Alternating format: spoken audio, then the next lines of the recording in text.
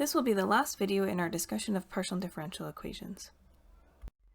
Here we're going to introduce semi-discretization. So in our previous videos, we talked about solving propagation problems with PDEs by discretizing in both the space and time directions. However, semi-discretization offers an alternative approach, where a PDE can be converted to a system of ODEs by using finite difference approximations for the derivatives in all but one of the dimensions. So for example, we can consider the 1D diffusion equation, which is also called the heat equation sometimes. So with some variable phi, we have partial phi by partial t is equal to alpha partial 2 phi by partial x squared, with some initial conditions and boundary conditions prescribed. So we can discretize the spatial domain as shown here. So for example, we can discretize it into n with n grid points. And in this case, we're showing up to, for example, 7 intervals where 7 is equal to n minus 1. So this is our PDE, and we can use our second order central differencing scheme to approximate the second derivative in our equation. So we are left with this ODE, where we have d phi j by dt is equal to alpha d phi j plus 1 minus 2 phi j plus phi j minus 1, all divided by delta x squared, for j goes from 1 to n minus 1.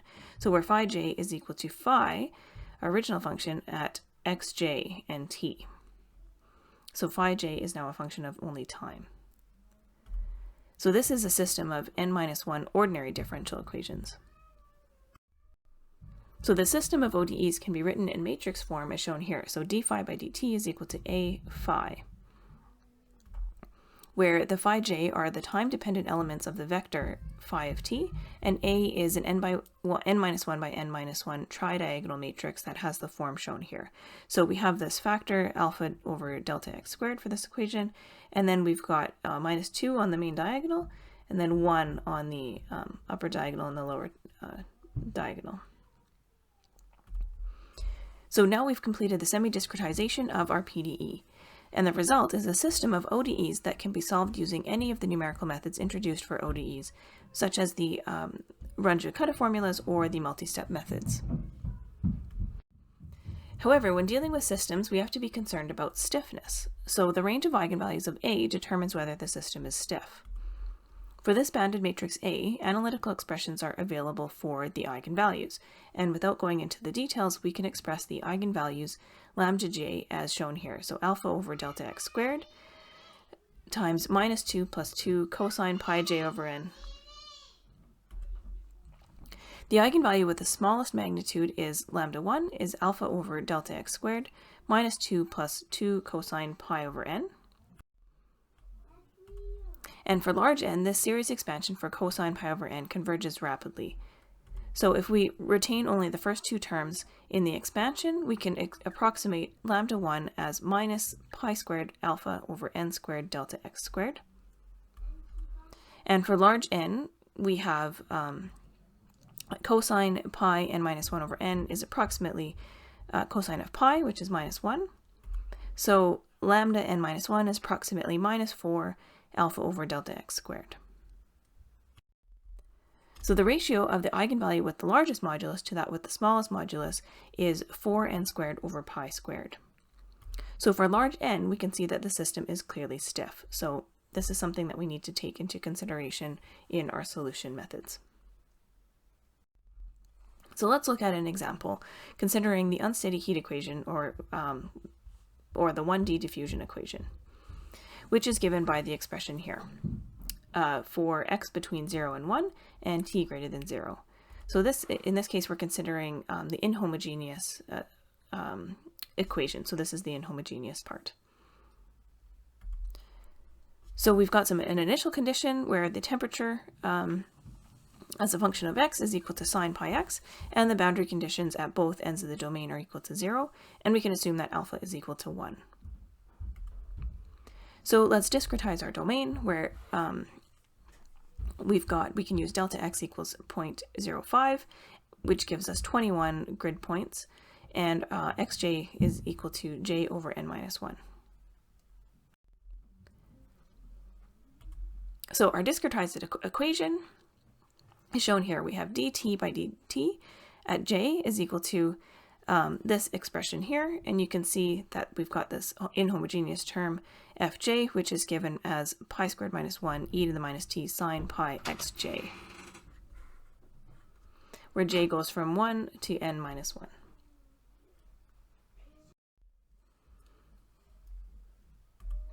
So this can be written in matrix forms. This forms are this banded matrix A, which is a tridiagonal matrix with -2 on the diagonal, and then 1s on the diagonals that are off the center. And so if we step through our J, we can write each of these equations to build our matrix. So now the PDE has been converted to a system of ODEs. So here j goes from 1 to n minus 1. So let's use explicit Euler for time advancement. So tj at n plus 1 is equal to tj at n plus delta t f tj at n and t of n, where this is our f.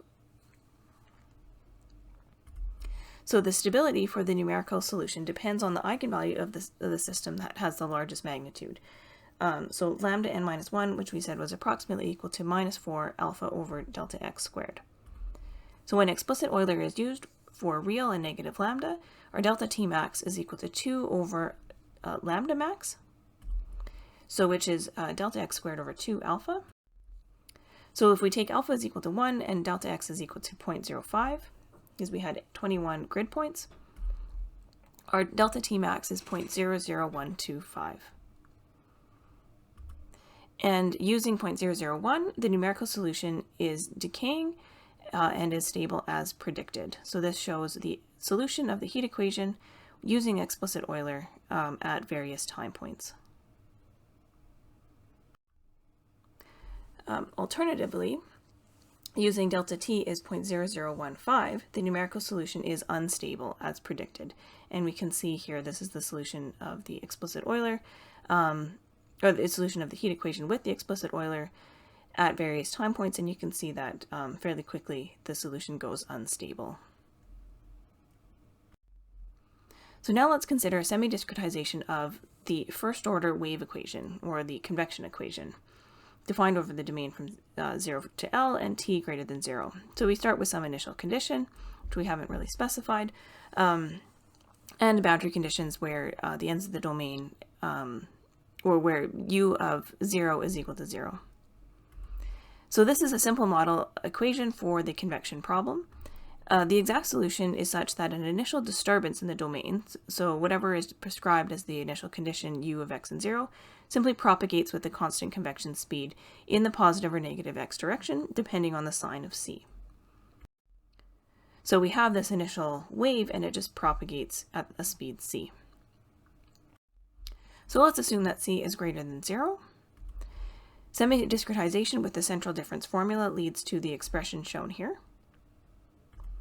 And in matrix form, we have du by dt is equal to minus c over 2 delta x au, where a is an n minus 1 by n minus 1 tridiagonal matrix, which we can denote as this, which has 0 on the main diagonal, and then 1 on the upper diagonal, and minus 1 on the lower diagonal.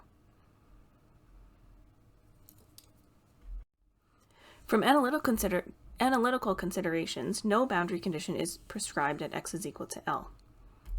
However, a special numerical boundary treatment is required at x equals L owing to the use of central spatial differencing in the problem.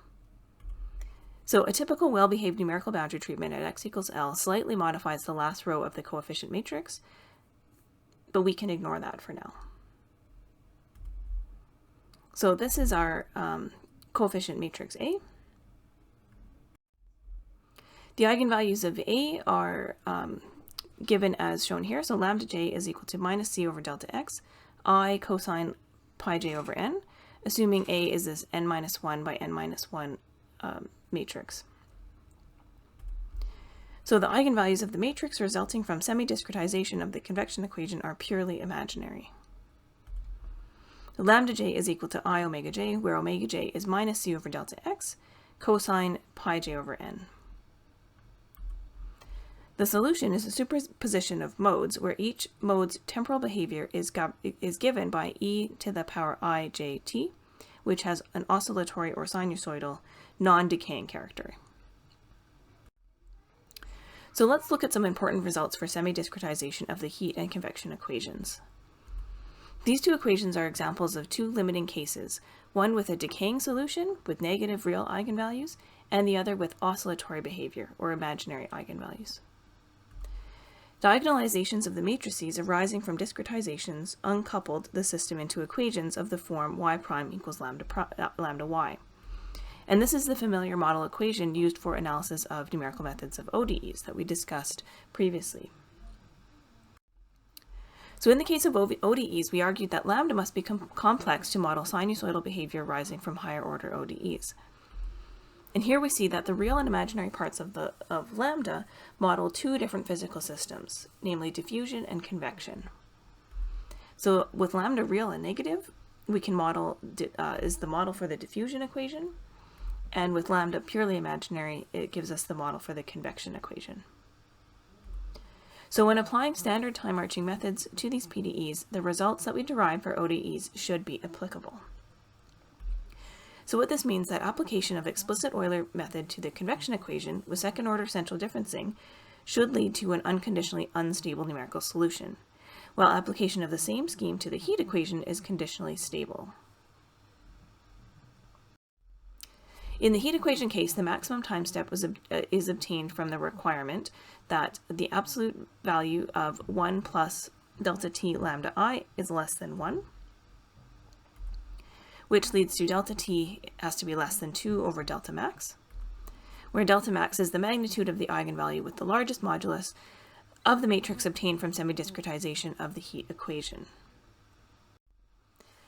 Using the expression for the largest eigenvalue, which is that lambda n minus 1 is approximately minus 4 times alpha over delta x squared, leads to delta t has to be less than or equal to delta x squared over 2 alpha. So this is a severe restriction on the time step. It implies that increasing the spatial accuracy, where we reduce delta x, must be accompanied by a significant reduction in the time step. Now let's consider the numerical solution to the homogeneous convection equation as shown here. And let's have an initial condition that u of x is equal to e to the power minus 200x minus 0.25 squared, and the boundary condition that u at 0 is equal to 0. Although the proper spatial domain for this PDE is semi-infinite, numerical implementation requires a finite domain. So we can arbitrarily truncate the domain to x between 0 and 1. So let's discretize the PDE in space using a second order central differencing scheme, and we get the expression shown here. The matrix of coefficients in this case has purely imaginary eigenvalues. So explicit Euler is unstable for systems with purely imaginary eigenvalues, and therefore we expect an unconditionally unstable solution if explicit Euler is used for the time marching scheme. And it's important to note that a one-sided differencing scheme is used at the right boundary to allow the waves to pass smoothly out of the computational domain. So this slightly modifies the last last row in the matrix A. So for c equals 1, delta t is equal to 0.01 and delta x is 0.01. Using explicit Euler, we get the results shown here. So you can see that for different that as time goes on, the result is unstable.